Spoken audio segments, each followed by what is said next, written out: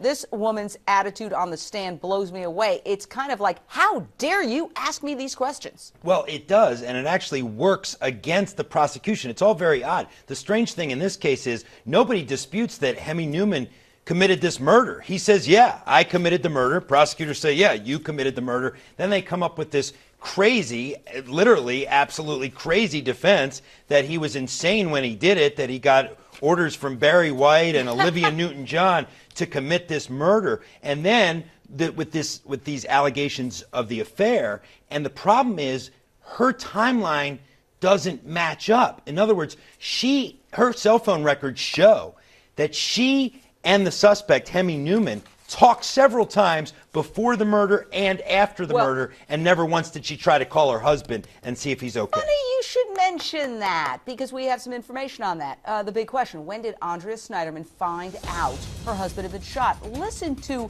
Andrea Snyderman's father-in-law, the father of the murdered husband, Rusty, carefully.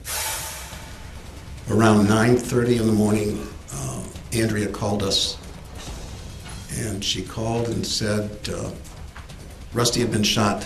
She was so sorry, and that she was going to Dunwoody Prep to find out what had happened.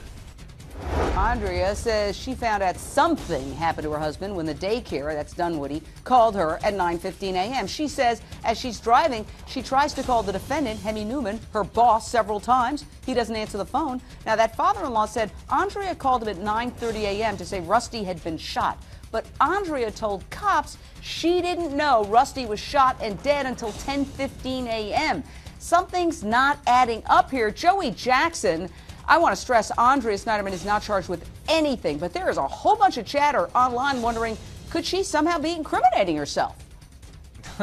Well, she certainly may be. I think a conscious decision was made not to charge her. To this point, what happens in the future, we'll see what her testimony further reveals. But remember, this is an insanity case, and really what it comes down to, Jane, is whether or not this defendant could appreciate the nature and consequence of his actions at the time that he, engaged in this killing. There's no dispute as to him doing it. There's physical evidence connecting him.